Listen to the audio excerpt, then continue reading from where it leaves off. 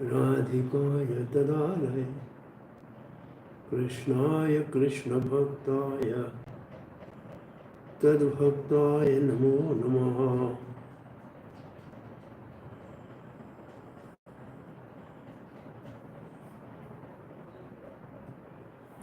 ओम नमो भगवते वासुदेवाय। ओम नमो भगवते वासुदेवाय।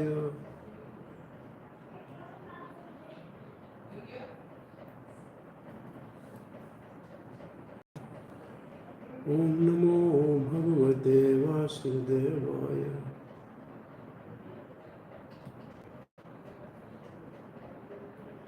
नारायणं नमस्कृत्यं नरं चैव नरोत्तमं देवीं सरस्वतीं व्यासं ततो जयमुदीरये। नष्टप्रायेषु भद्रेषु नित्यं भागवत सेवया भगवती उत्तम श्लोके भक्तिर्भवती नैष्टिकी। कृष्णाय वासुदेवाय देवकी नंदनाय च नंदगोपकुमाराय गोविंदाय नमो नमः। जय श्री कृष्ण चैतन्य प्रभु नित्यानंद श्री अद्वैत गदाधर श्रीवासदि गौर भक्त वृंद। हरे Krishna Krishna Krishna Hare Hare Hare Ram Ram Ram Hare Hare. Hare Krishna, dear devotees, you are welcome for continuity of study of our Srimad Bhagvatam. Recording in progress. Chapter 10 of Canto 8 in study of Bhakti Vedanta. And in this pastime of churning milk ocean, the 10th chapter describes after disappearance, after Lord disappeared, the demons and the devatas wages a war, and how the Lord made his appearance when the devatas were overpowered by the demons Maya. So there are section, verse number 1 to 40, battle between the demigods and demons. So Mohini Murti, after cheating the demons and giving the nectar to the demigods as a proper justice. So the last 3 verses, I'm just asking some question to refresh our memory. This question is like this.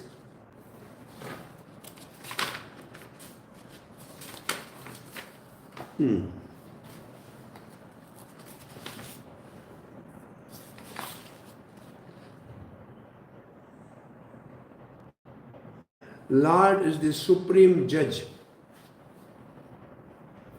Explain that Lord is the supreme judge.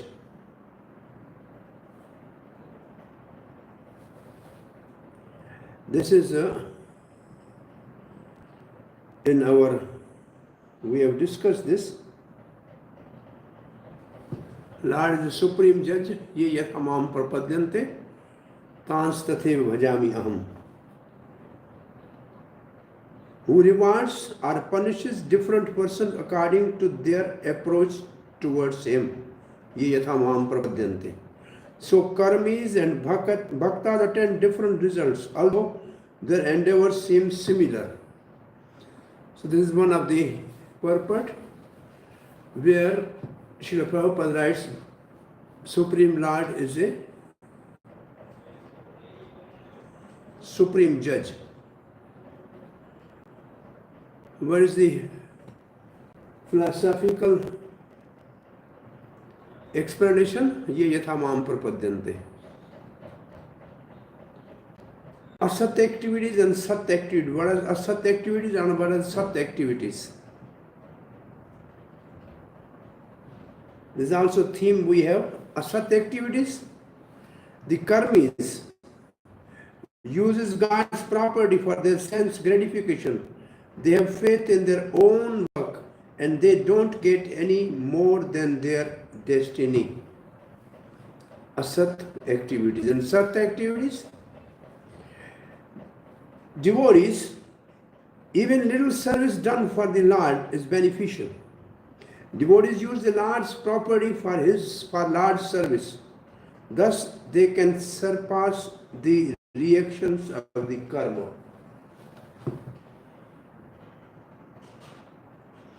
And somebody can explain phalena parichyate.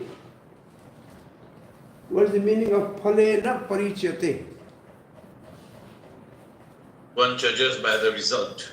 So, the activities is judged by the result. One success or failure or defeat in any activity is understood by its result. While the karmis transmigrate in the cycle of birth and death, the devotees go back to Godhead.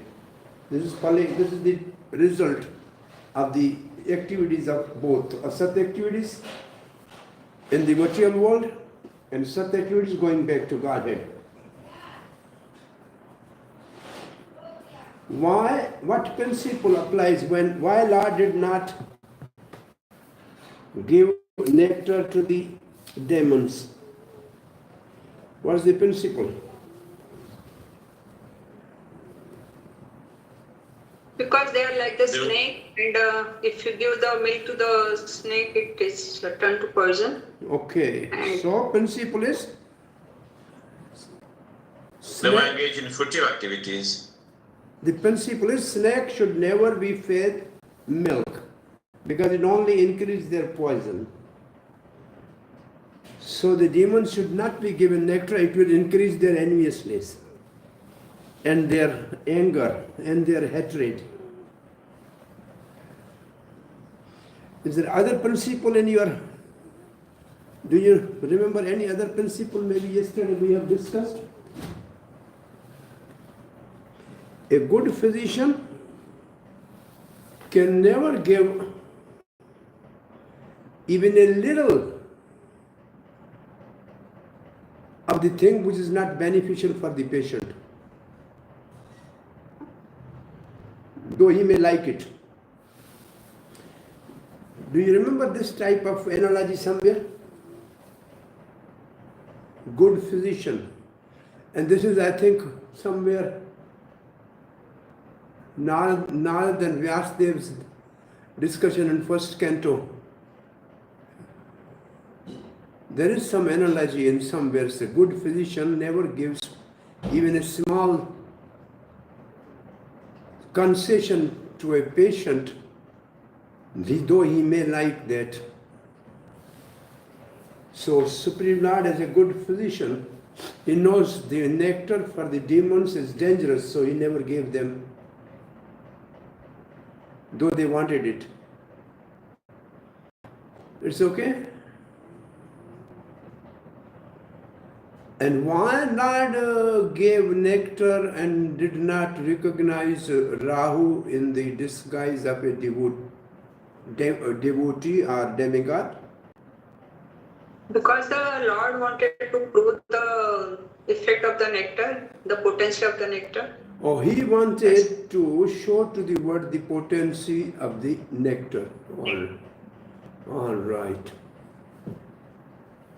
Okay, we are starting the next chapter, which is just no purport except one purport about the distance of moon from earth. The rest are only verses, so we just relish these battles, names and verses, just information. Sri Shukavacha. Iti Danava Daitya. What is Danava? What is Daitya? Who is Danava and who is Daitya? The son of Danu are Danav and son of Diti are Daitya. So they are recognized by their mother. because both have same father.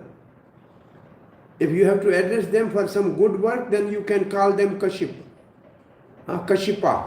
son of Kaship. But when they have a different motives, then they are called by their mother's names. So their father is one, but they are recognized by their mother's name. Na vindan amritam nirpa, na vindam na amritam. They did not get nectar. Yuktaha karmani yatascha vasudeva paran mukhaha. Why they were not given? Because they were against Vasudeva, paran mukhaha. Yuktaha karmani yutha. They have same work. They have done the same thing. Sukadeva Goswami said, O king, demons and daityas all engage with full attention and effort. Same thing. In churning the ocean, yuktaha karmani yathascha. But because they were not devotee of Vasudev paranamukhaha, because of being non-devotees, paranamukhaha, they are averse to Vasudev, against Vasudev, envious of Vasudev. The Supreme Person of Godhead, Krishna, Vasudeva is Krishna. They were not able to drink the nectar. Na avindam amritam nirpa.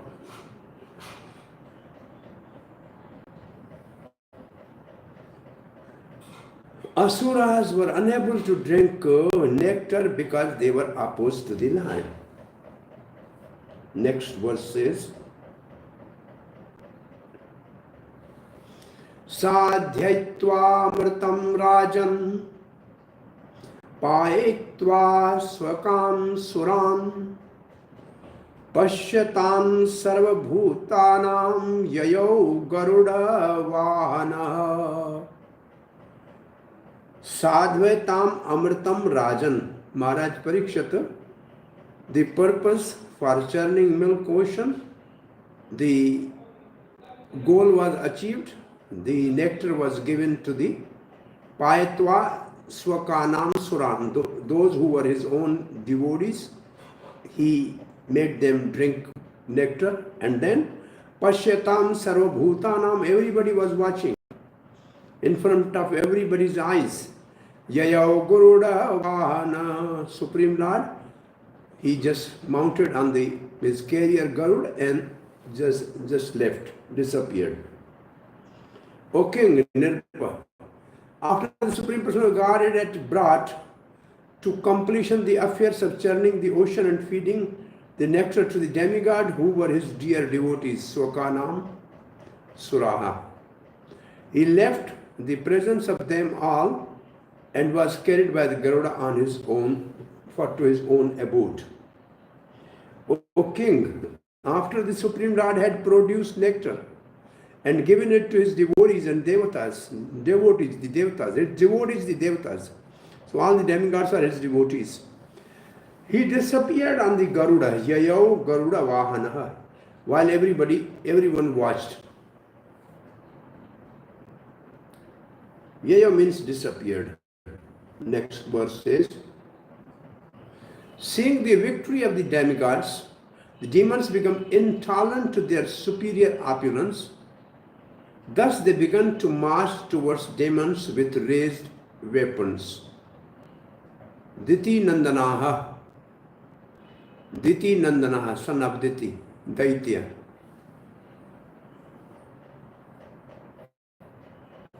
Then Tatah suraganaha sarve sudhyaha pitavai aditaha. Sudhaya means nectar, pitvaya, have drunk. Prati sanyuyadham shastriya narayana padashriyaha. They have taken shelter of Narayan, protected by Narayan. Thereafter, being enlivened because of drinking nectar, surganaha sarve sudhyaha pityaha. So because they have drunk the nectar, thereafter being enlivened because of drinking nectar, the demigods, who are always who are always at the shelter of Lord's feet of Narayan Padashriya, use their various weapons to counteract the demons in the fighting spirit.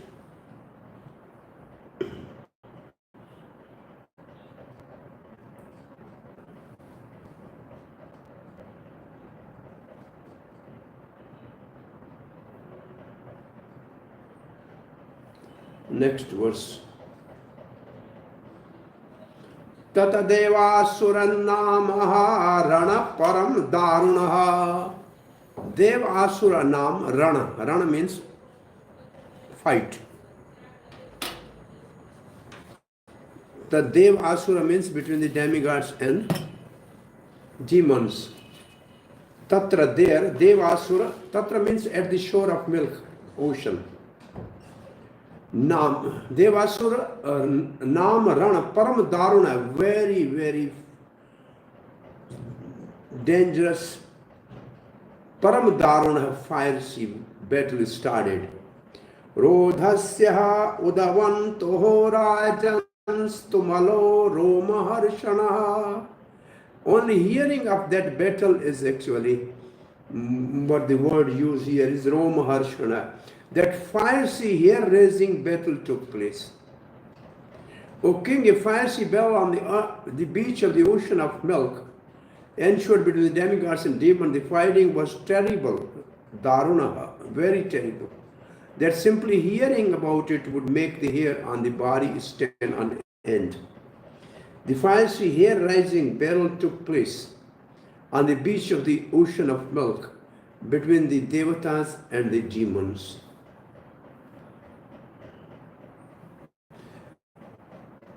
Took place should be supplied, so okay.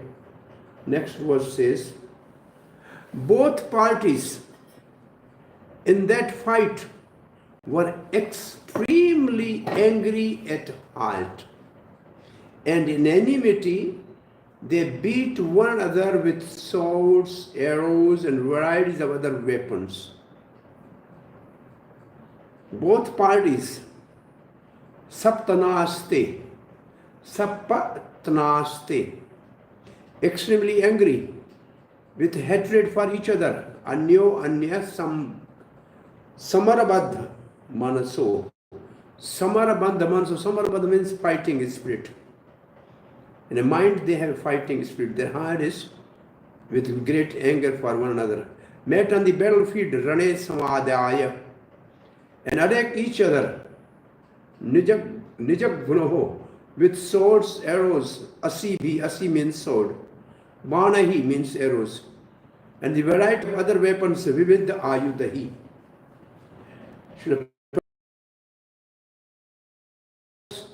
Not only on this higher planetary system, all the kings dominating planets like sun, moon, also have enemies like Rahu. It is because of the occasional attack upon the sun and moon by the Rahu that eclipse take place. The fighting between the demon and demigod is perpetual. It cannot be stopped unless intelligent person from both sides take to Krishna consciousness. Who will go and preach at the heaven to the demigods and to the Sutal Lok, to the demons, or to the Patal Lok. It means the scope for preaching for the devotees is all around. It should be on the all planets. This is an interesting purport by Srila Prabhupada. So there are always two kinds of men in this universe, not only on this planet, but also in higher planetary system. All the kings dominating planets like sun, kings, it means the sun god, moon god, have also enemy like Rahu. It is because of the occasional attack upon the sun and moon by Rahu, and the eclipse takes place, solar and lunar eclipses. The fighting between the demons and demigod is perpetual. So this demon and demigod is a figurative.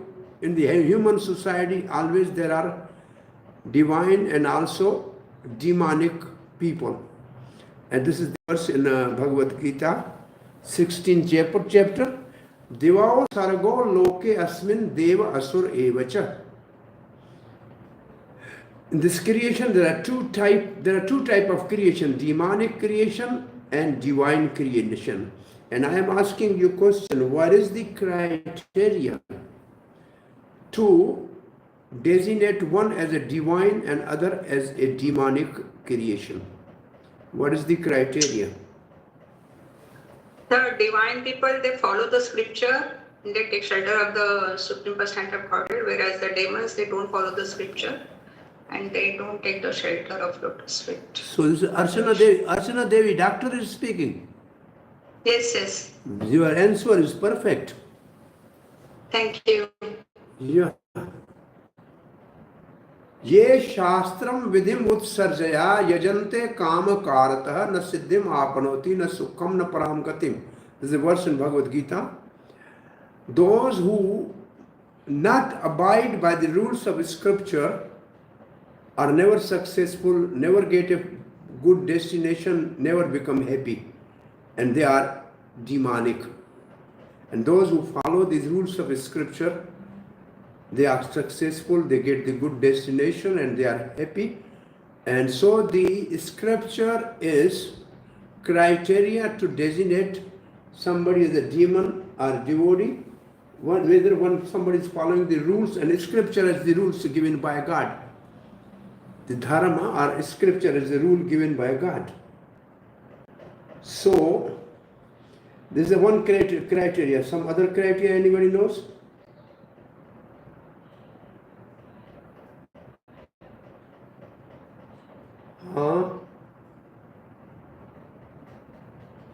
Those who want to satisfy their own senses are demons, and those who want to satisfy the senses of Lord are demigods.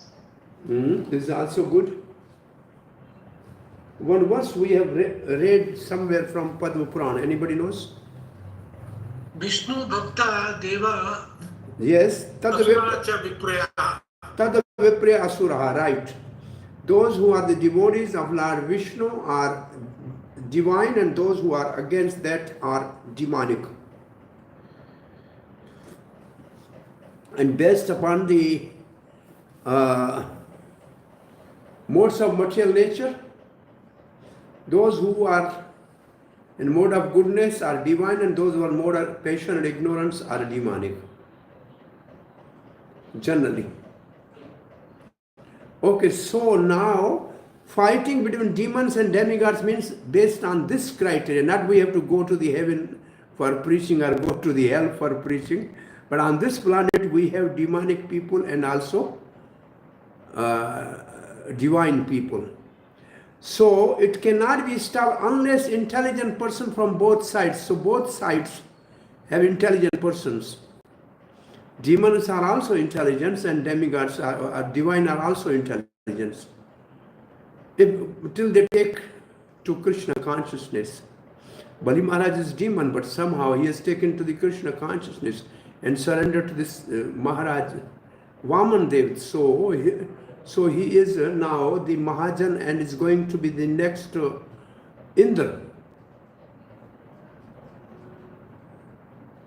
So he become devotee, the son of Hiranyakashipu. By preaching of Narad become a great devotee, Prahlad Maharaj.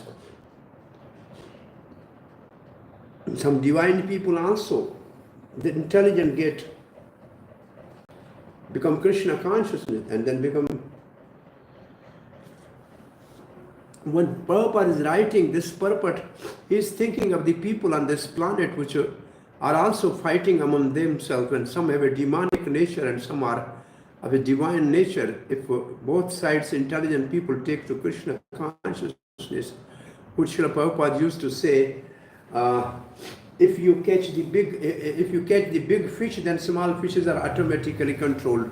Or he used to say, one moon is better than million stars. It means you approach someone really powerful and intelligent person, make him devotee, the followers become automatically devotee.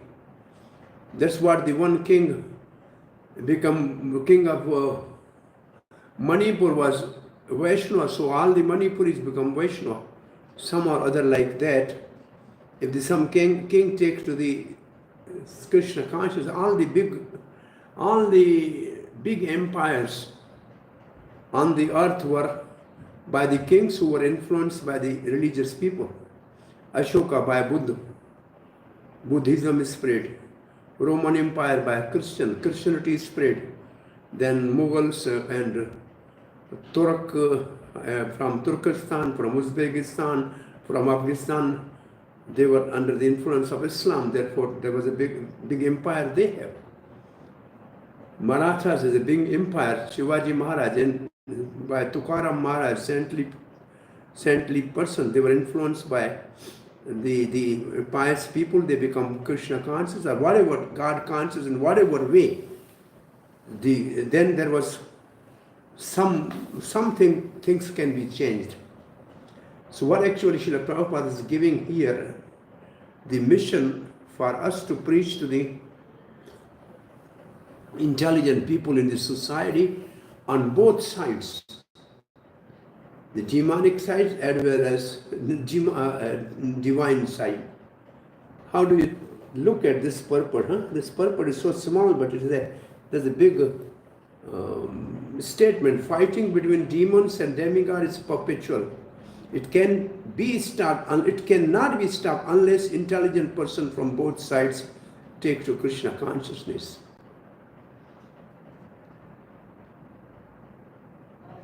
Prabhupada's endeavor of going to the European countries to the West to approach the intelligent person to take Krishna consciousness was actually the greatest endeavor to bring the peace on the planet Earth. Srila Prabhupada said hardly 10% people, 10% intelligent people on the planet become Krishna consciousness, then we can avoid the wars and so many other disasters on the planet.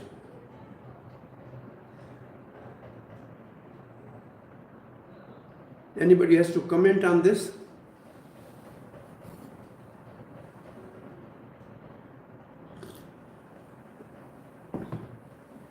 Hare Krishna.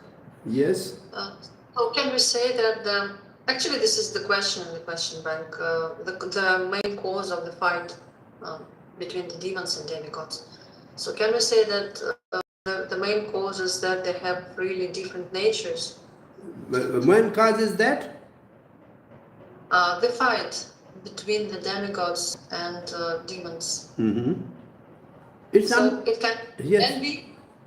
It is on some property. Generally, the fights are who owns the land, who owns the money, and who owns the things for enjoyment.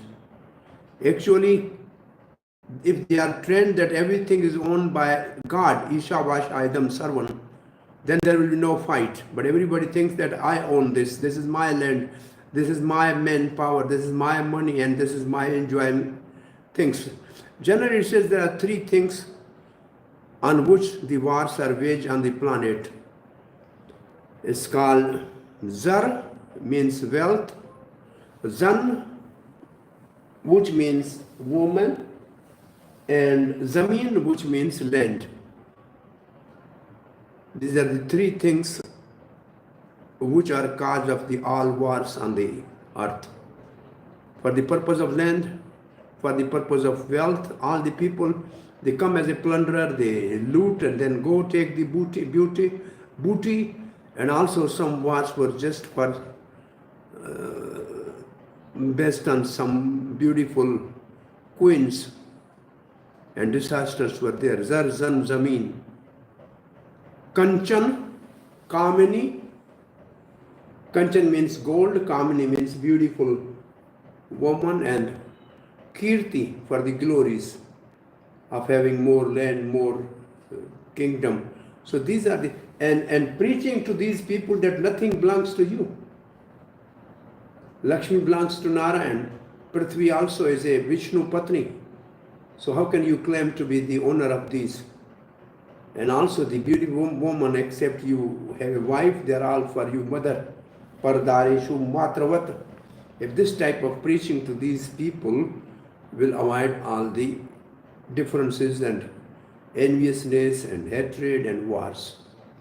So preaching to the people on both sides, to the intelligent people about this philosophy. Anybody else has to say something? Because this is something Prabhupada has written, but it's a very, very challenging statement for us how to really accomplish this, how to stop this perpetual fighting between the demonic and divine people.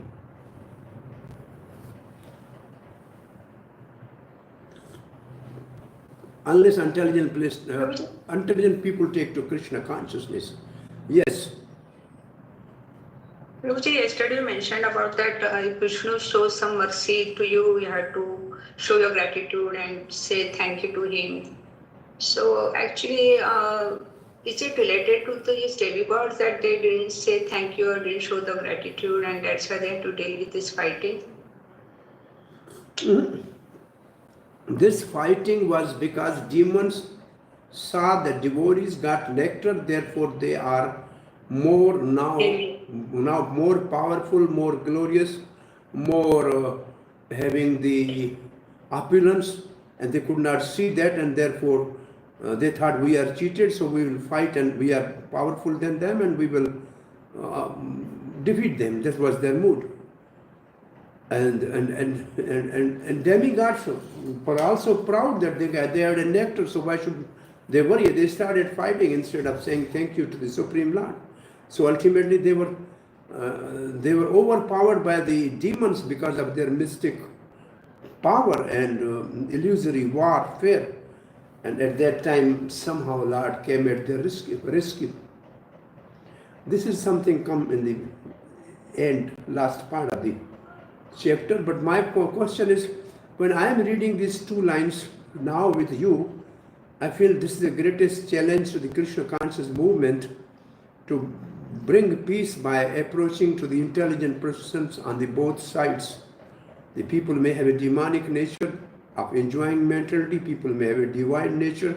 Most of the people, as Srila Prabhupada said, they are big religious people, they follow their own religion, but still they are against the other religion, other people. They are not equal, and even they are not equal to the animals. There are animal killing is going on, and as long as that goes on, there will be no peace and prosperity on the planet. I think this is a one hidden truth, that as long as there is feticide in the womb and the cow slaughter on the planet, there will be no peace on the planet.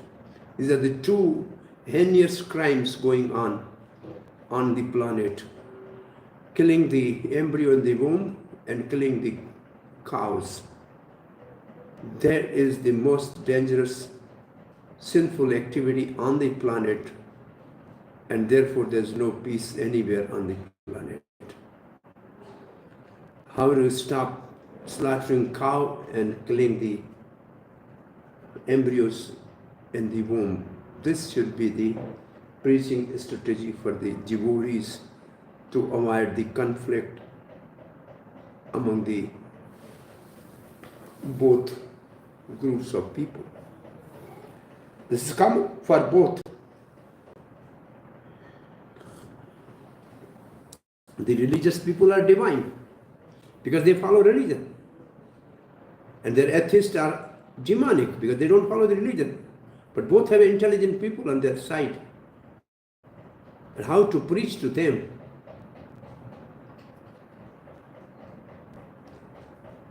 Anybody thinks, how can we take this challenge Prabhupada is giving to stop this perpetual war by outreaching to the intelligent people and giving them Krishna consciousness? I was thinking always, we have a youth program, ISKCON, IYF, ISKCON Youth. My concept is there should be ISKCON royal form, because there were really many kings before, say before 100 years back or 50 years back, and these kings are the royal families. They are really, their blood is royal. If they take to Krishna consciousness, the things can change. If you get a really scientist, one scientist become Krishna consciousness. Therefore, Prabhupada established VIHE, Bhaktivedanta Institute, to preach to these highly intellectual people, to the royal people who are from the royal families. We have reached to the intelligent people, and if they become, one of them become Krishna conscious, we can achieve the highest goal. Anyway, let me go. I think this is some challenge in this purport. Who will take this challenge? Verse number 7. Sounds of the conch shell, bugles, drums, berries, dumries, kettle drums, as well as the sound made by the elephant, horses, soldiers who were both on the chariot and the foot were tumultuous. Next. On the battlefield, the charioteers fought with the opposing charioteer, the infantry soldiers with the opposing infantry, the soldier on the horseback with the opposing soldiers on the horse. This is an equal combat of the equals. And the soldiers on the back of the elephant with the enemy soldier on the elephant. In this way, fighting took place between equals. This is the rule of fighting, a dual type of fight. And next.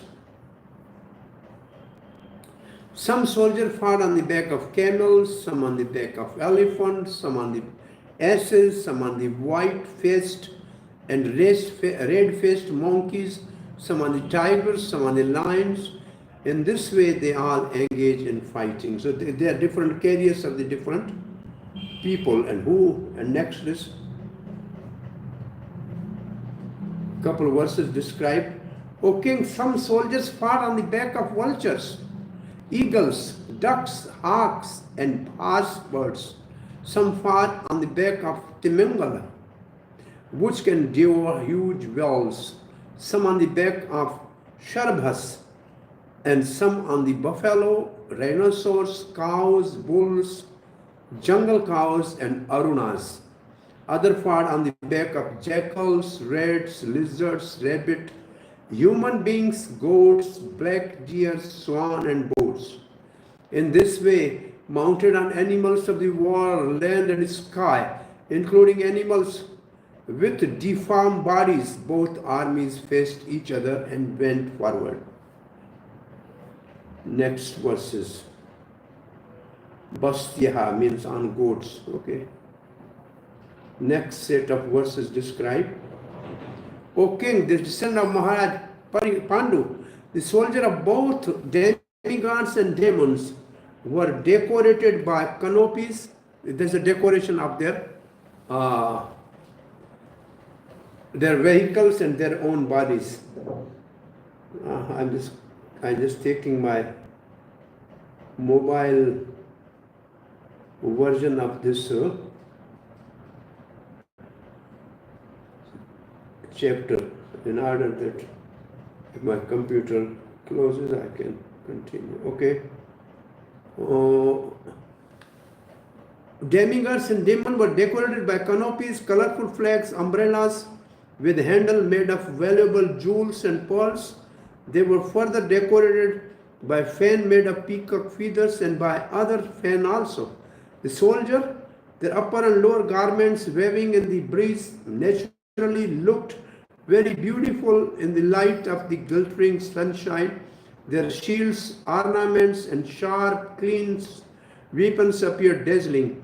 Thus the rank of the soldiers seemed like two oceans with bands of aquatics.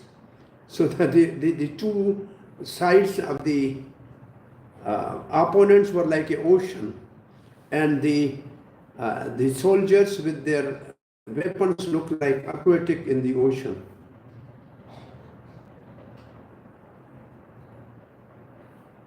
Next, verse number 16, 17, and 18. Now, who are the pairs? These are the pairs in the battle. The pairs are like this. For that battle, the most celebrated commander-in-chief, Bali Maharaj, son of Vrochan, was seated on a wonderful aeroplane named VIHE. So Bali Maharaj was on an aeroplane, gyaan. And O king, this beautifully decorated airplane has been manufactured by the demon Maya and was equipped with weapons for all type of combat. It was inconceivable and indescribable. Indeed, it was sometimes visible and sometimes not.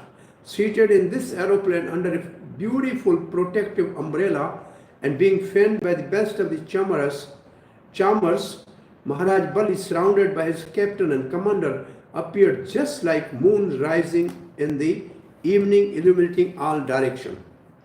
Now opponent Indra will be described. O king, for that battle, Sankhya, Prabhu, the commander-in-chief Maharaj Bali, son of Virochan Bali, Asuranam Chamupati means commander, was seated Asita on the most astonishing, inconceivable, indescribable aeroplane.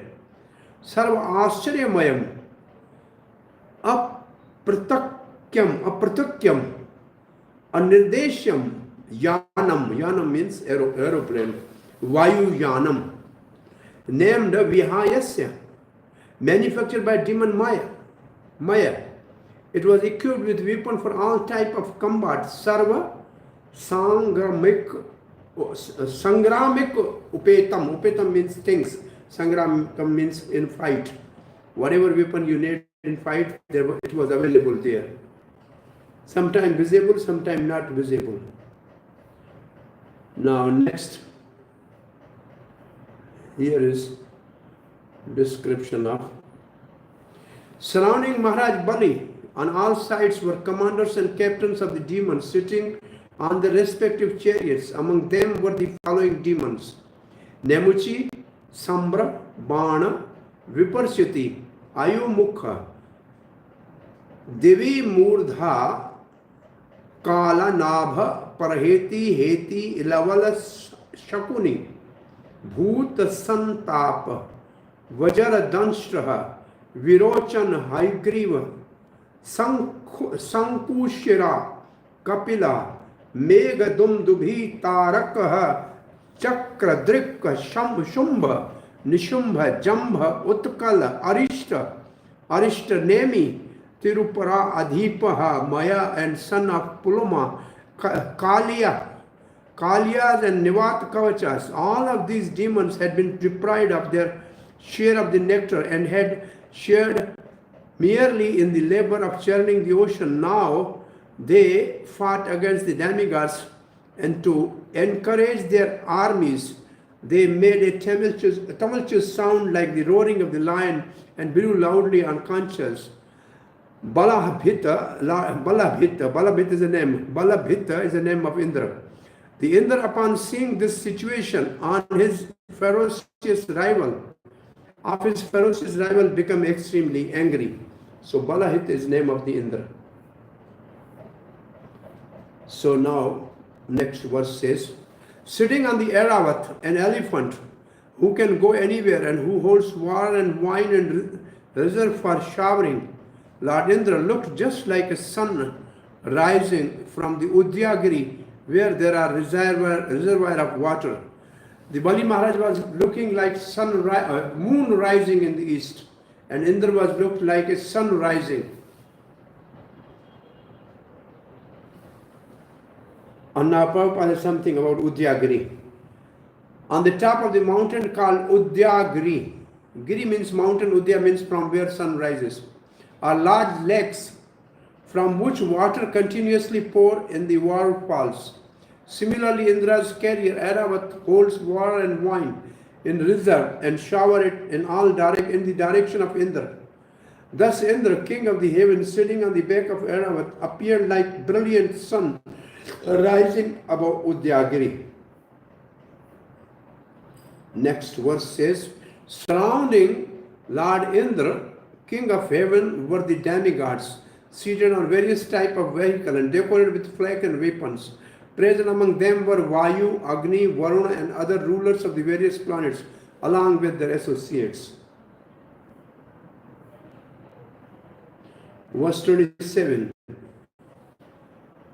Iti anyo anyam abhisamsrityaha Kshippanto marambhihi mitthah avyhamano vishanto agare yuyuddho dvandah yodhina. The demigods and demon came before each other and reproached one another with words piercing to the heart. First there's a verbal fight. Then they drew near and began fighting face to face in pairs. So what are the pairs? Here are the pairs. O King Maharaj, Bali fought with Indra. Kartikya, the son of Lord Shiva, the commander-in-chief of the demigods, fought with Tarak. Varuna, they fought with Heti, and Mitra with Parheti. This is a description in Uttarkand of the Ramayana, where Lord Ramchandra asked this question from the assembled sages: what is the original of the demons? And Agastya Rishi start speaking how the demon originated from the beginning, and then there are three major names: Heti, Parheti, and Malyavan. They were brothers, and this Malyavan has a daughter, Keksi. She married to the Visharva Rishi, and then the Ravan was born, Kumbhakarna, and in this way the whole genealogy of demon is described in Uttarkand of the Ramayana. If anybody is interested, you can have all the names there, and they are also in that fight too.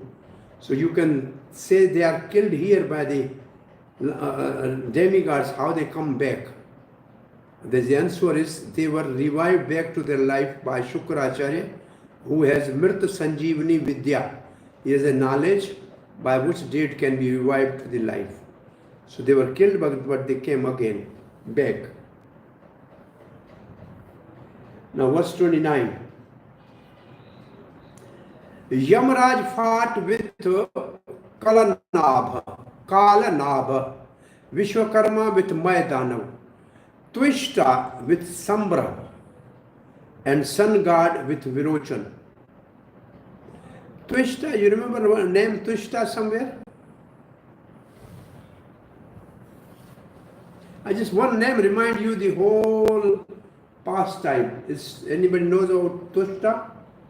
Yes, father of Shiva, the brother of Indra. In 6th canto we hear when the yajna was performed. Twishta was the father of Vishwarupa. Vishwarup's father. Vishwarup was killed by Indra. Then Twishta performed yajna, and there was a mistake in pronunciation of mantra. Therefore, who appeared? Vritasur appeared. Yeah, this is the Twishta, right? And Sambra is another Sambrasur. Yes, that's right. The name Sambra, have you ever heard the name Sambrasur?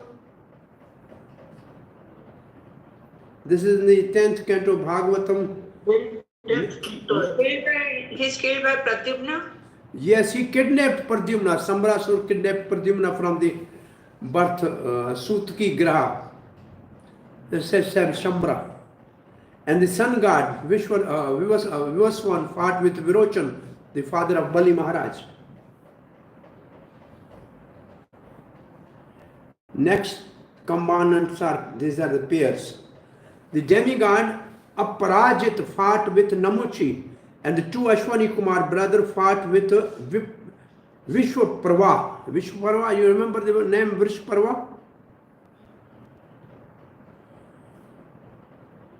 Yeah, this is very huge. He's father of, or you can say the father-in-law of Yayati. Not exactly. Father-in-law of Yayati in one sense, yes. The daughter of Vishwaparva is? He was from the king from the demon side, the guru of Shukra, whose guru was Shukra. Yeah, so Shukracharya has a daughter Devyani, and Vishwaparva has a daughter Samrishta. They were friends. So this is that Vishwaparva. And he's in the whole episode of Shukra, how the Yayati married both Vishwaparva's daughter and Shukracharya's daughter, and then their descendant will be Yadvas and Pandavas. The Yadu is the one son and Puru is the other son. So this is, but I'm saying these names, I don't remember all, but some are just giving you the clue. Within the Bhagavatam, you will get the full episode on these. The sun god fought with 100 sons of Maharaj Bali. Earlier we have seen sun god fought with somebody else.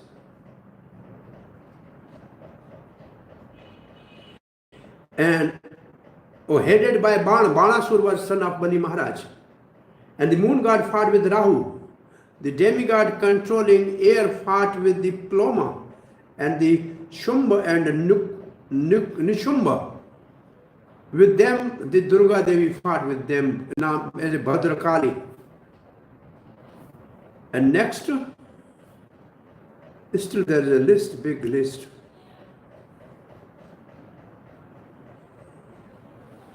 O Maharaj Parikshit, suppressor of the enemies, Arindama,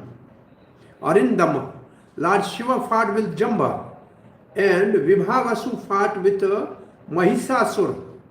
Ilval, along with his brother Vatapi, fought with the son of Brahma. With the sons of Brahma, this Atapi, Vatapi, Ilval, you will find were killed by, one of them was killed by Balaram during his pilgrimage to satisfy the rishis of the namo Sharanya. And August Rishi actually killed some of them, Ilval, Balwal. Durmaksha fought with Cupid, Kamdev, and the demon Utkal with the Matrikas, these are the demigoddess. Brahaspati with Shukracharya, Sanichar, Satrun with Narkasur. The Maruta fought Nivat Kavachas, and Vasu fought with Kalkya demon, and Vishwadeva, a demigod, fought with Paloma demons, and Rudra fought with Krodhashva demons, who were the victims of anger. Now this is over. Next. All these demigods and demons assemble on the battlefield with firing spirit and attack one another with great strength. All of them desiring victory, they fought in the pair, hitting one another severely with sharpened arrows and swords and lances. With these demons fighting, what could be their victory if they were to win? Because the demon, the Amrit is already gone, right? It's already taken by the Devatas. It's not left anymore. What can they do? Somebody has to say something. They want the position of Indra. Yeah, basically attack and take over, right? Yeah, basically this is their nature. Whatever they like, if they don't get, then they fight. This is demonic nature. Yeah. This is to show their demonic nature actually. It's not that demigods started fight. Oh, when we read Bhagavad Gita, who first blew the conch shell?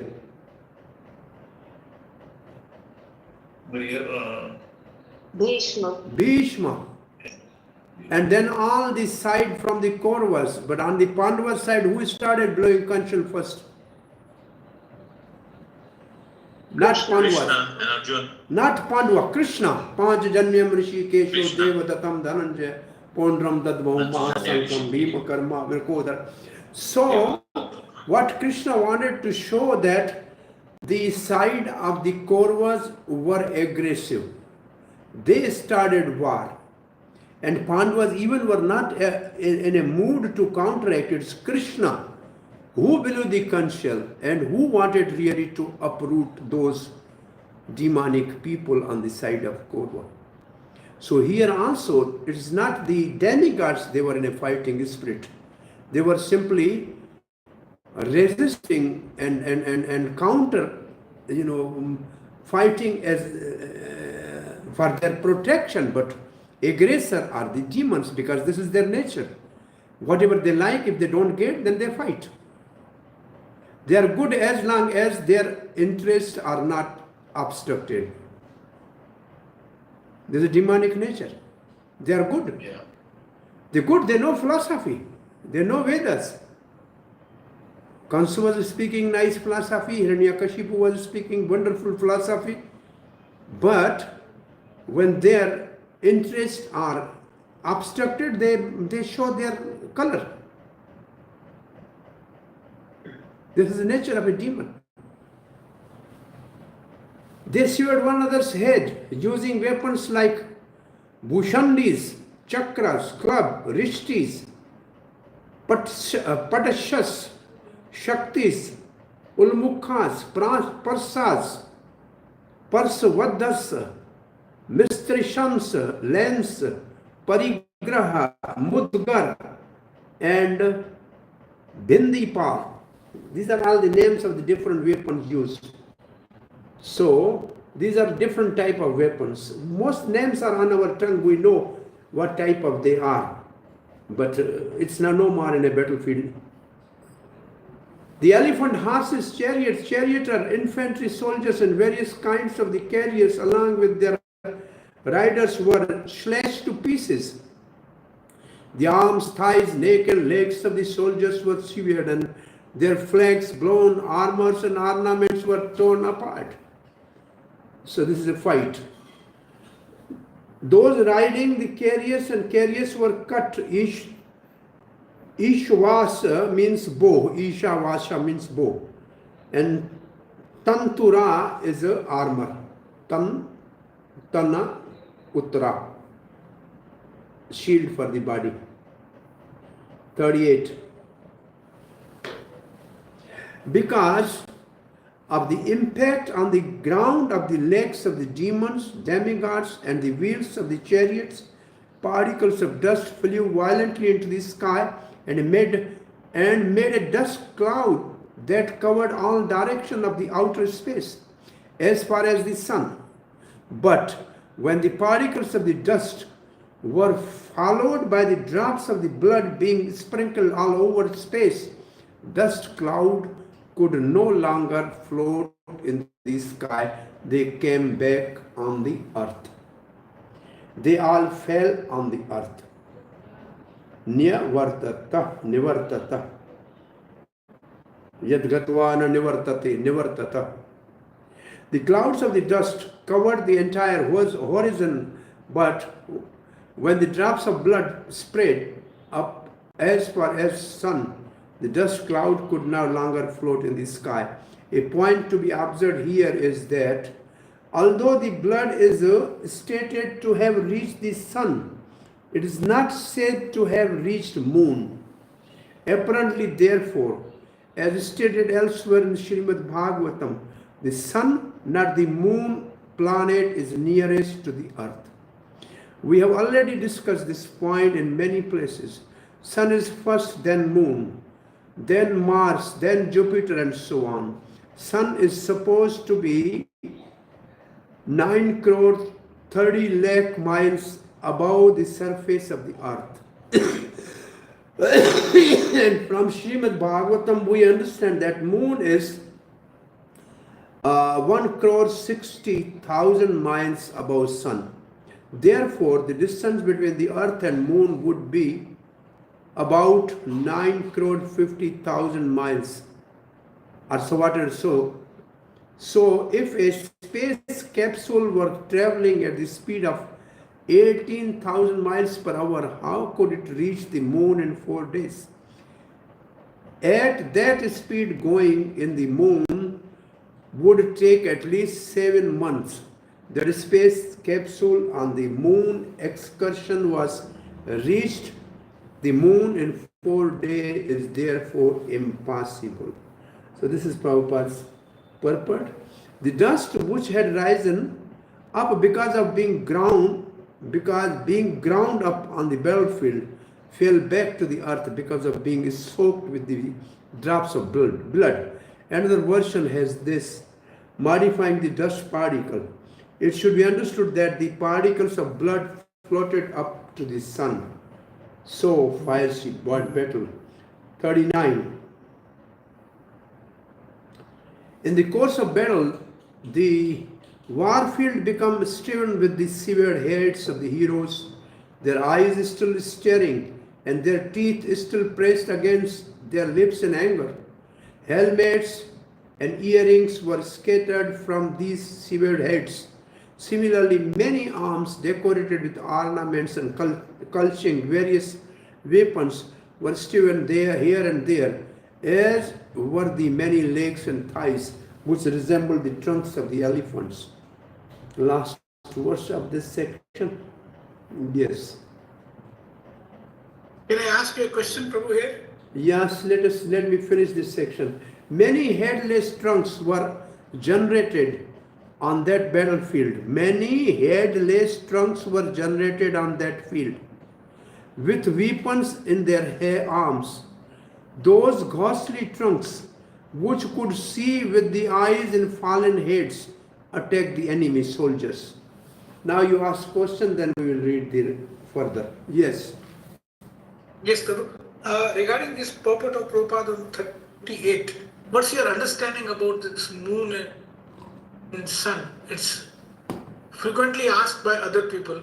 Srila Prabhupada explained the explanation of Srila Prabhupada based on Bhagvatam's distance of the sun and moon from the earth. So the moon is farther away than sun. That is only the message in this purport. If there is another planet which looks like sun, which may be near than, which looks like moon, may be near than sun, but it's not a moon, which is called Chandralok. This is what Prabhupada's purport says. And you want to say moon and Chandralok are two different planets? I don't know. No, I mean, this is your understanding. What you're saying is what Prabhupada is mentioning. Prabhupada is explaining something based on the distance in Bhagavatam, and which is authority for Srila Prabhupada. People may say, go to the certain planet and call it moon planet or whatever. But it is not the moon as it is described in the scripture. They could not find anybody there, and we know on the moon planet at least there is a son of Atri by name Chandrama, and he has his wife, and he has his son Buddha, and he is the Oshadya Rasa Pradhan. He is the king of the vegetation, the king of the also something like Brahmanas. It says there's so much description of this moon planet.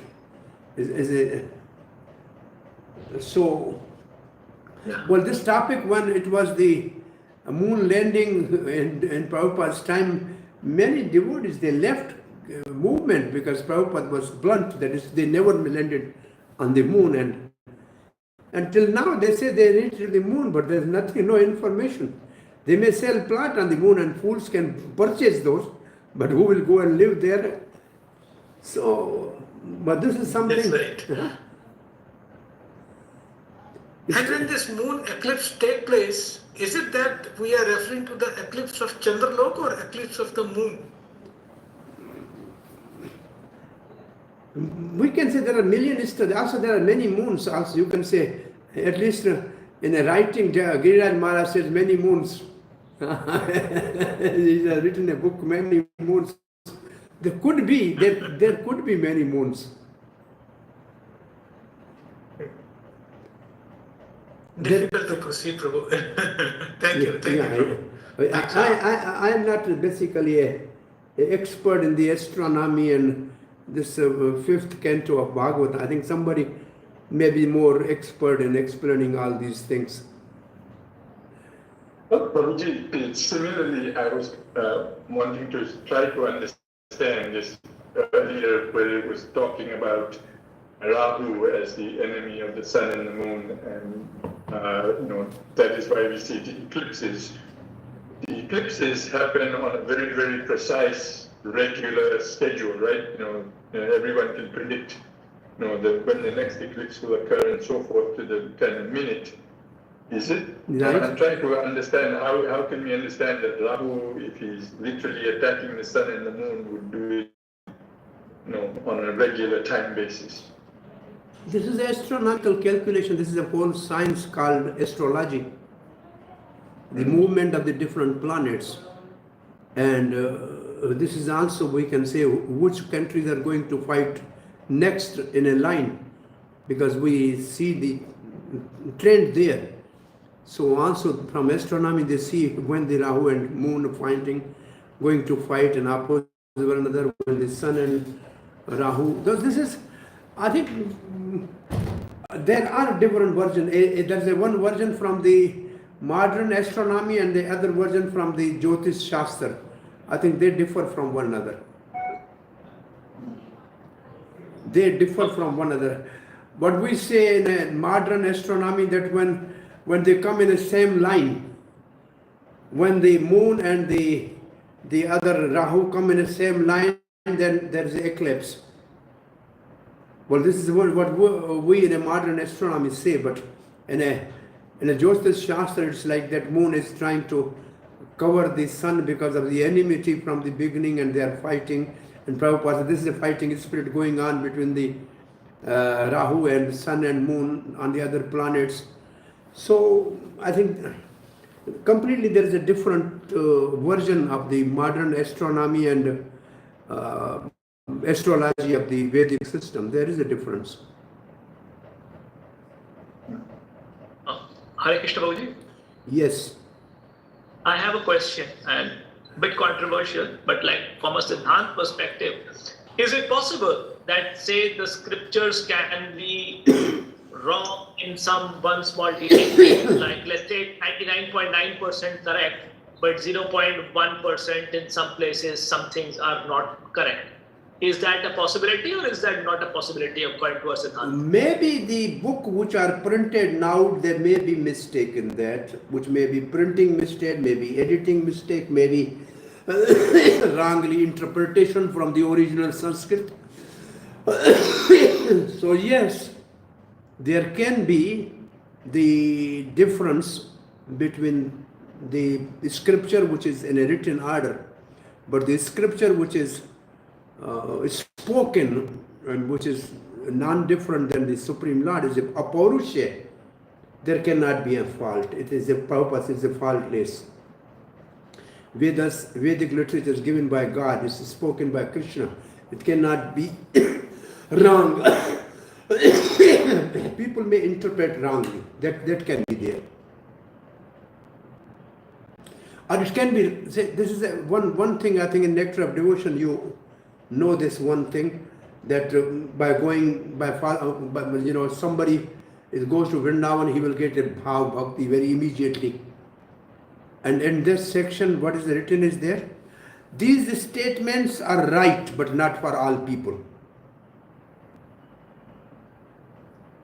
Ashit, you can say this. You remember this statement, what I am saying? Come again, Prabhu. I couldn't hear you properly. In a Nectar of Devotion, when there is a description of the powerful 5 limbs of the devotion, anybody who goes to Vrindavan, anybody who hears Bhagvatam, anybody who chants with the devotees, they get bhav bhakti immediately, glimpse of bhav bhakti. And then it's not that all will get. So there is a statement written there, these are truth, but it is not correct for all people. That's right. It's not applicable to all. Yeah, it's not applicable to all. Similarly, the scriptures are correct, but it's not for all.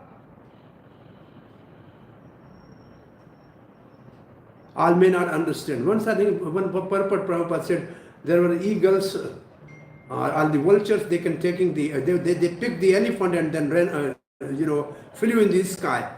And then the devotee said, how can that, Prabhupada? You are a child, you don't know. There are many universes and there are many things going on. With your tiny brain, you cannot understand how the vulture can pick the elephant and fly up in the sky. But this is written in the scripture, Prabhupada said, I cannot say no. It may be on some other planet, not here. So some things may not be on this planet, and we relate to this planet, it may look wrong, but it may be right somewhere else. Like driving on right side or left side. In India it is on left side is okay, and in Europe it is wrong. So this is the same thing, driving on the road, but some is wrong and some is right. So same thing about this scripture. Some planet it's okay, and other planets it may not be okay. In some day of Brahma, this may be correct. In other day of Brahma, it may be different. So there is variation. Kalpa Bhed is there, and different planet has a different atmosphere and laws and rules. Like if you kill the mosquito, there will be no court case on you. But if you kill the human being, there will be court case. So killing is there in both, but there is a difference. So similarly, there is a difference in the scripture, but they may be of different planets. But one thing very meaningful, Prabhu, you mentioned here, that if we just take it that one is Chandralok and one is moon, I think then it gives a real new dimension to everything, all the understanding that perhaps this eclipse, all that we are seeing to this Chandralok only. And we are not aware of to what it is happening in that moon. We are just aware of the thing which we are seeing. We call it moon, and it's not really, it's maybe a replica of the real moon. Something else is real, else somewhere else, and it's just Chandralok, some planet. So if that dimension is properly understood, then I think a lot of confusions can get over. So somebody should do more research in this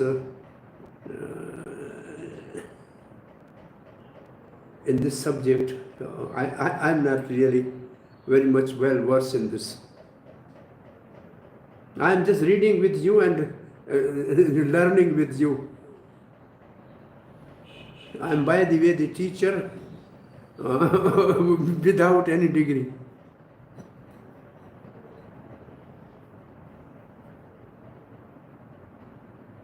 Hare Krishna. Are you comfortable? Yes, Prabhu, absolutely comfortable. Thank you. It appears that heroes who died on the battlefield immediately become ghosts, Prabhupada writes.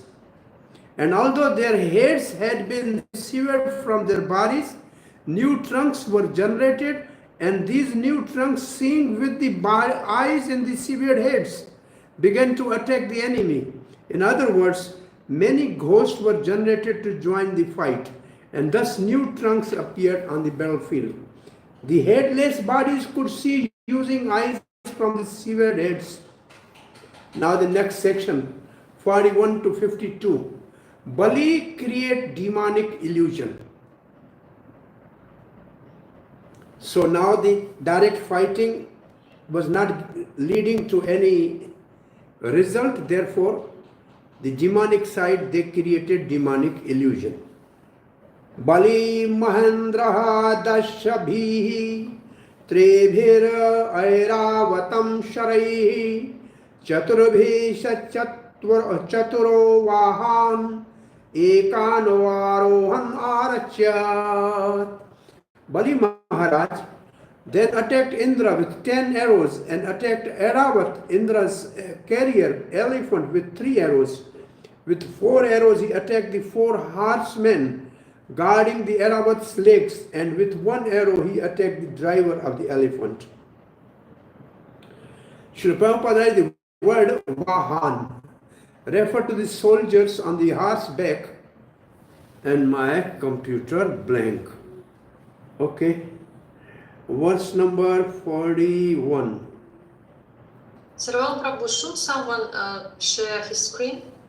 You can use that. My screen is gone. I will use now my phone. I don't have Bhagvatam with me here either. I have to use the phone. Verse 41 says Mahaha, or purport. Srila Prabhupada, Vahan referred to the soldiers on the horseback who protected the legs of the carrier elephant. According to the system of military arrangement, the legs of the elephant bearing the commander were also protected. This is a strategy of the war. 42. Verse number 42 says, before Bali Maharaj's arrow could reach him, means Indra, the king of the heaven, who is expert in dealing with arrows, smiled and counteracted the arrows with arrows of another type known as bhalla, which were extremely sharp. When the Bali Maharaj saw the expert military activities of Indra, he could not restrain his anger. Thus he took up another weapon known as Shakti, which blazed like a great firebrand. But Indra cut that weapon to pieces while it was still in the Bali's hands. So thereafter, one by one, Bali Maharaj used a lance, brash, tomar, rishtis and other weapons, but whatever weapons he took up, Indra immediately cut them to pieces. My dear king, Bali Maharaj then disappeared and restored to the demonic illusion. A giant mountain generated from illusion then appeared above the heads of the demigod soldiers. From the mountain fell trees blazing in the forest fire. Chips of the stone with sharp edges like picks also fell and smashed the head of the demigod soldiers. Scorpion, large snakes and many other poisonous animals as well as lion, tiger, boars and great elephants all began falling upon the demigod soldiers, cursing everything.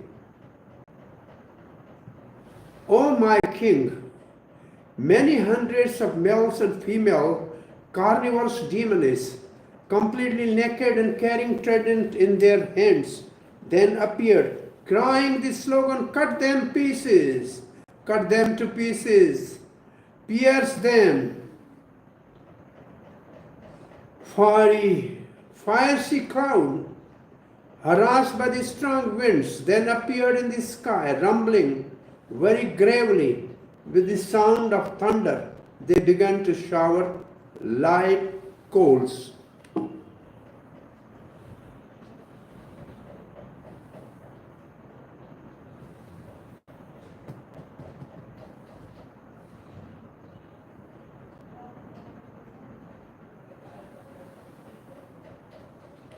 Hare Krishna. I think I disconnect you.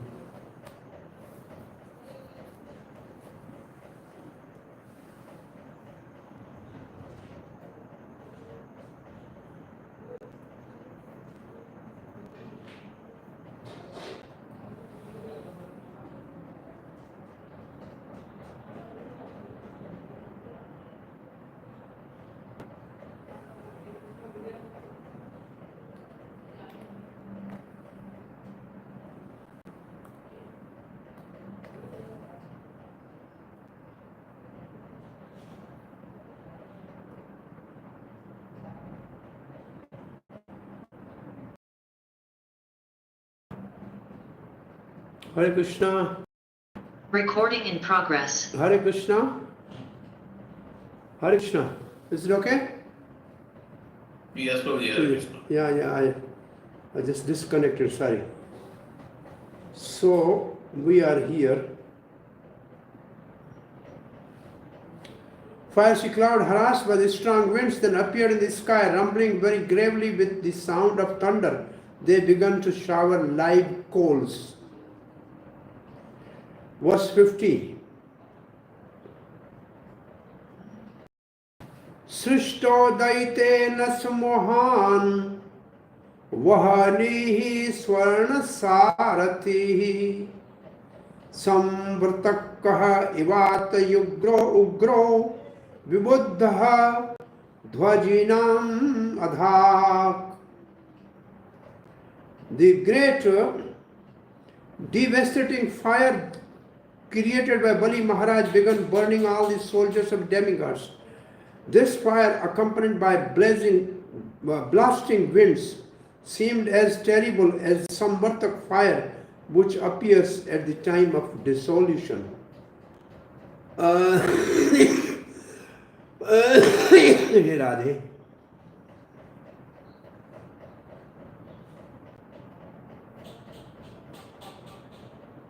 So, where is the? We are at 50, right?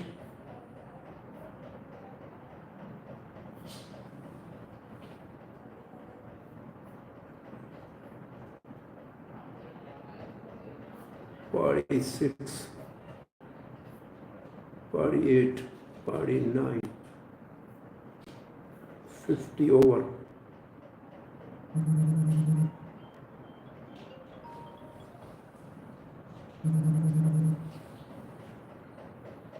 So 50, Srishto Daitena Samohan, time of dissolution. Adhak means it burned. Now verse number 51. Thereafter, whirlpool of sea waves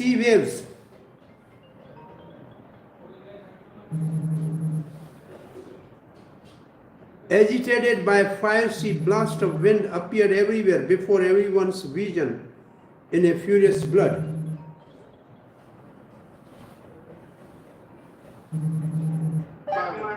अरे my class तो है. Okay, next, last verse of this session. While this magical atmosphere and the fight was being created by the invisible demons who were expert in such illusion, the soldiers of the demigods become morose. Visheduhu, Visheda means morose. Surasänikaha, the soldiers of the demigods. What happened next? 53 to 57, Lord Hari saves the Devatas. The demigods were saved by Lord Hari. So this last section we will finish. Oh, I have a second class today also. So we can finish this, I think, in time. So verse 53.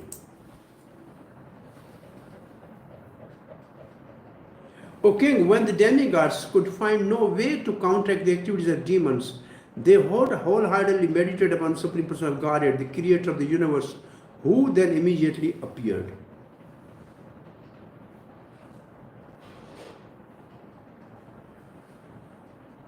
The Supreme Personal Godhead, whose eyes resemble the petals of the newly blossomed lotus, sat on the back of Garuda, spreading his lotus feet over Garuda's shoulders, dressed in yellow, decorated by coats of gem and goddess of fortune, and wearing an invaluable helmets and earrings. The Supreme Lord holding various weapons in his 8 hands, being visible to the demigods.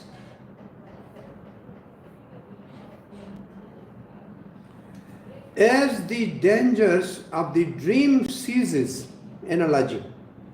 As the dangers of the dream ceases when the dreamer awakens, the illusion created by the jugglery of the demons were vanquished by the transcendental prowess of the Supreme Personality of Godhead as soon as he entered the battlefield. Analogy. Indeed, simply by remembrance of the Supreme Personal Godhead, one becomes free from all danger, a principle. This is a principle. Hari Smriti Sarva Vipada Vimokshanam. Maybe you write this line for your own personal application. Hari Smriti, remembrance of Hari. Sarva Vipada Vimokshanam, all the troubles are over. All the dangers are, one will become free from all dangers. Hari Smriti Sarva Vipada Vimokshanam. It's a personal application for everybody. What do you think? Right? And the analogy? The dangers of dream ceases when dreamer awakens. All illusion of the demons disappeared when Lord appeared in the battlefield. So last line, please remember as a personal application in our own life. If there's any trouble, always remember Hari and troubles will be over.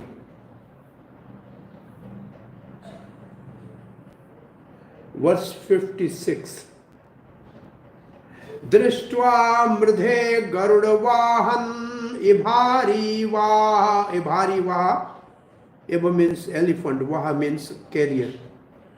Avidyashulam ahinoda athakala nemihi talilaya garuda mordhani patadgrahitva Tena hanam nirpaswaham arim triyadishaha. O king, when the demon called Nemi, who was carried by a lion, saw that the Supreme Personality of Godhead carried by Garuda was on the battlefield, the demon immediately took his trident, whirled it, and discharged it at the Garuda's head. Supreme Personality of Godhead, Hari, the master of the three worlds, immediately caught the trident. With a very same weapon, he killed the enemy called Nemi along with his carrier, the lion. And here Srila Prabhupada writes, in this regard, Srila Madhu Acharya says, Kalnemi and all the other demons were killed by Supreme Personality of Godhead, Hari. And when Shukra Acharya, their spiritual master, brought them back to life, they were again killed by the Supreme Personality of Godhead. Maybe in some other past time, not in the same, this Devasur Sangram. This is interesting. If God kills somebody, he is delivered. But in this case, these demons are not delivered. They were revived back and they again fought. This Kalnemi came as a Kans and Krishna has to kill him again. You know the Kans is Kalnemi?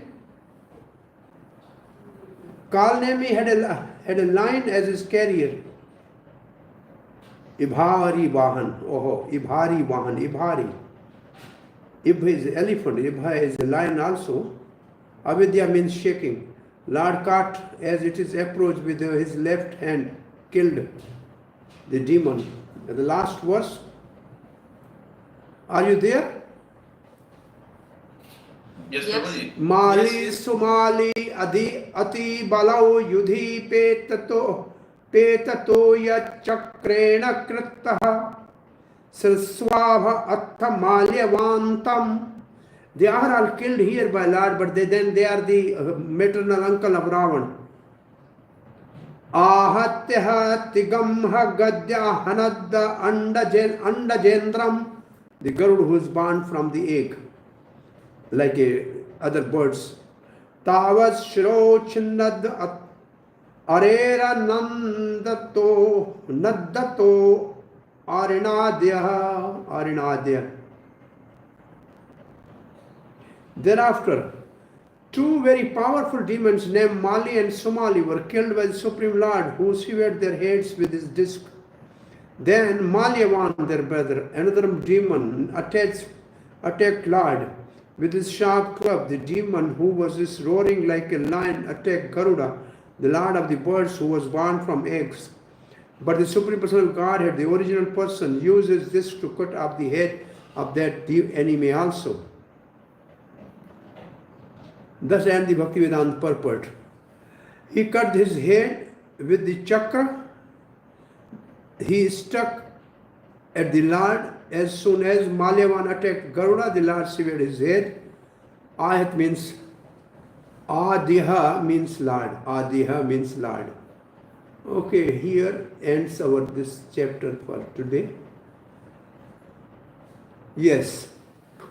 So these demons' names are appearing again in the different millennia, or in a different time. What is the timeline? This is Satya Yuga somewhere. It is a 6th Manvantar, right? 6th Manvantar of 6th Manvantar. Which Manus? Which Chakshus? This is Chakshus Manvantar. This is 6th Manvantar. Which day of Brahma? The 51 day of Brahma, right?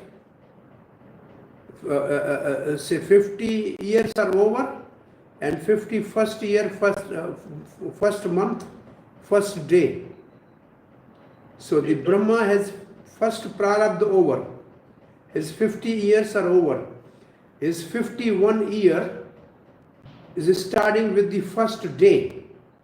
And this is the first day of his 51 year.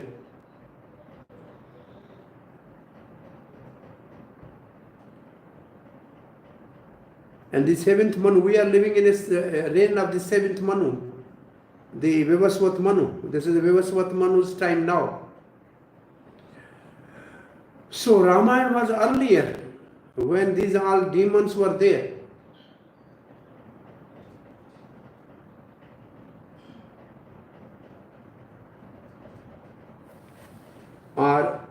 This demon was revived, and then again they came during the Ramayana and killed by Lord, or they were killed at that time. Malyavan, they were not killed, but they got the Ravan and Kumbhakarna at their maternal children, and they asked them to rule the Sri Lanka, and then all this whole history is there. The point made is by Madhvacharya is that they were killed, then they were revived to life by Shukracharya or the Bhrigu Brahmins. They have a Mrta Sanjeevani Vidya. Mrta means death, Sanjeevani means to bring back to life. Vidya means knowledge. Shukracharya has that knowledge. So they become alive again.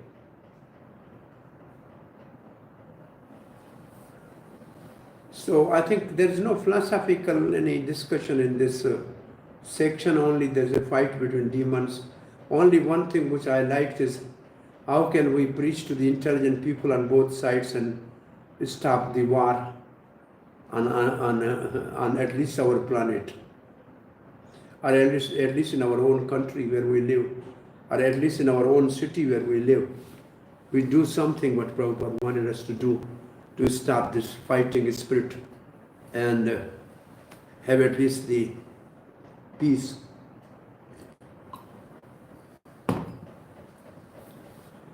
Yes, anybody has question or comment? Here Lord Vishnu came, it said that he had 6 arms, 6 hands. Six or eight. Sometimes he has 6. Oh, sorry, 8. This is 8. 8. Yeah, Yes. sometimes he has 8 hands, yes. I think he appeared to somebody else, he appeared in 8-handed form. So Prabhupada used to say he may have 100 hands or 2 hands or 4 hands. It doesn't matter. Vishnu is Vishnu. And he said, sometimes people say those who have 100 heads is more powerful. He said, no, 200 is also powerful, and his original form is 200, but when there's a need, he can be 400, 800, or 100-headed. So in this case, Vishnu appeared with 8 hands and with the different weapons on his hands. You find out the 8-handed Vishnu also. Ashtabhuja. With 8 hands he appeared to either to Prachetas or to Daksha. He appeared in the 8 hands as far as I remember.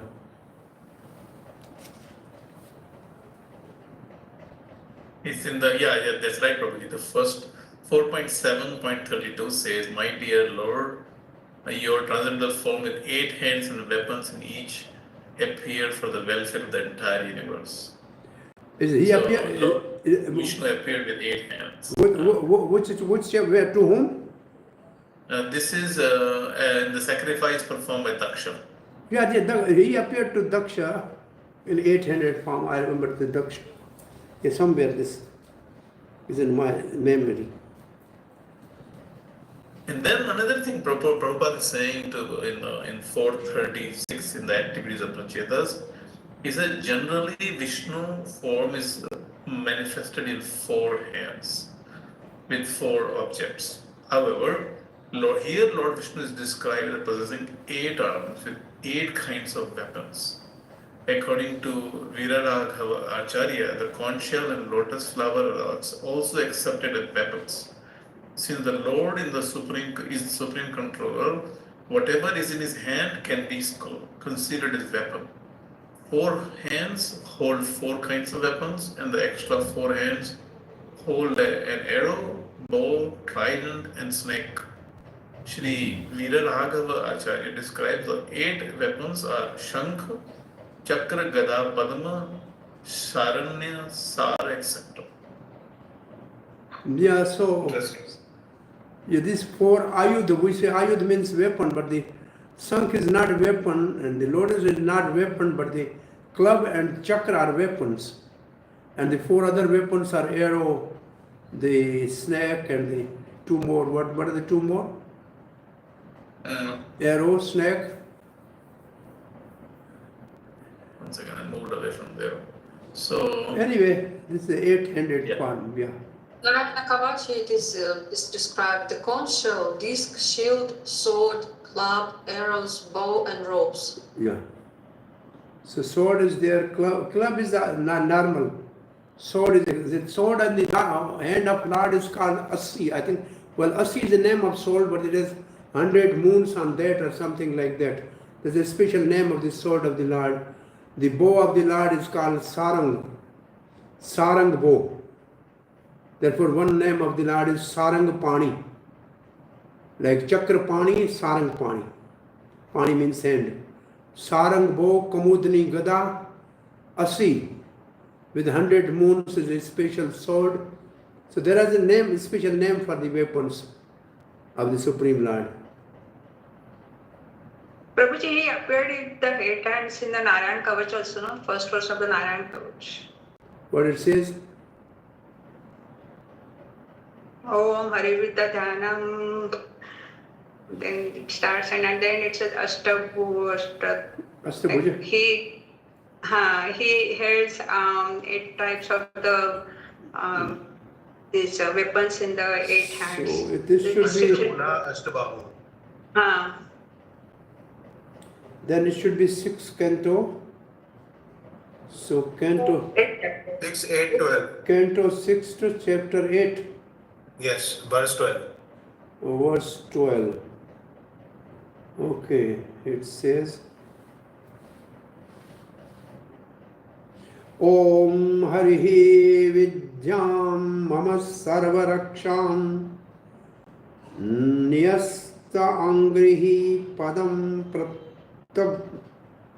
Prattagendra Prishthehe Dwararhi Chatvansihi Gadeshu Chapapasham Dahanto Ashtaguno Ashtabahu. Yeah, Ashtaguno Ashtabahu.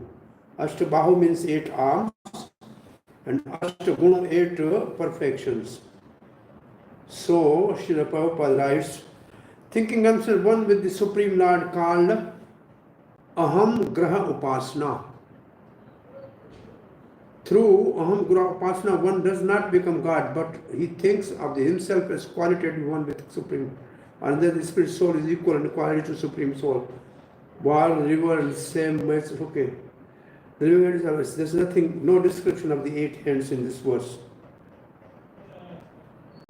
Janeshu ma rakshatuho matsya murtihi. This is, he has 8 hands only, it says.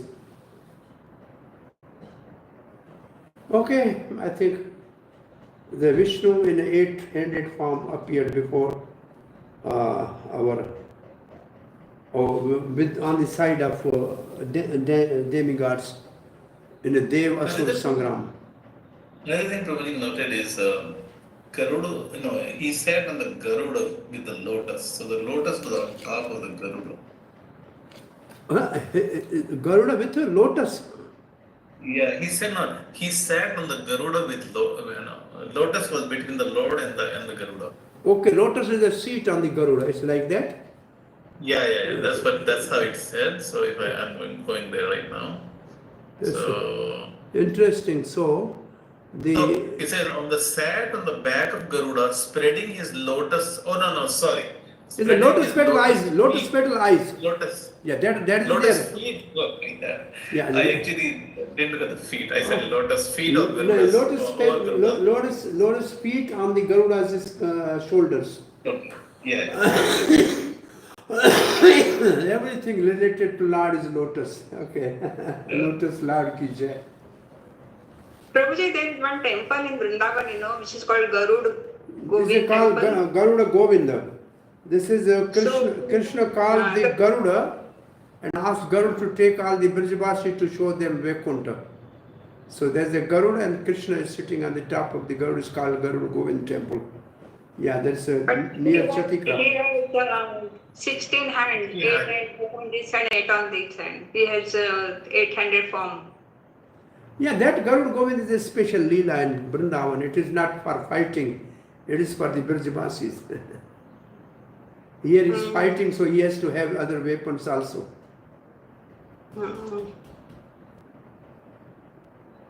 Prabhuji, there is one temple in Kumbakonam with the name Sarangapani. Yes, where is the temple of Sarangapani? Kumbakonam, Tamil Kumbhakonam. Nadu. Anyway, Sarangapani is the name of Lord Ramchandra generally. Ramachandra is called Sarangapani, Krishna is called Chakrapani.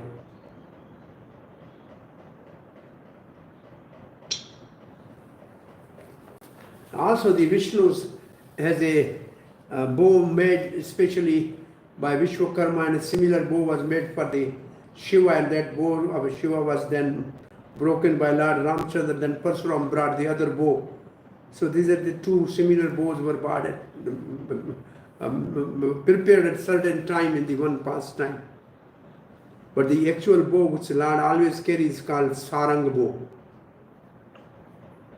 And name of the, you can find out the name of the weapon of Supreme Lord.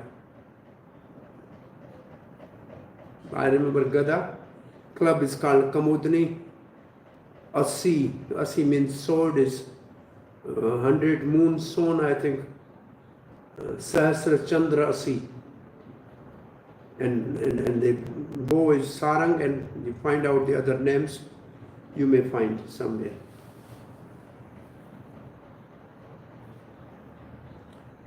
Okay, we end it here because I have one more class today. Thank you, Guruji. Thank you, Hare Krishna. Hare Krishna. Srila Prabhupada. Hare Krishna, Prabhuji. One. Hare Krishna. Hare Krishna. Recording stopped. Tomorrow I am traveling, but I think I will reach somewhere and we will start 11th chapter. I'm here on sort of little preaching tour and something, maybe meeting people. So this class is holding me almost half day. So I think I will finish it early. Hare Krishna. Thank you.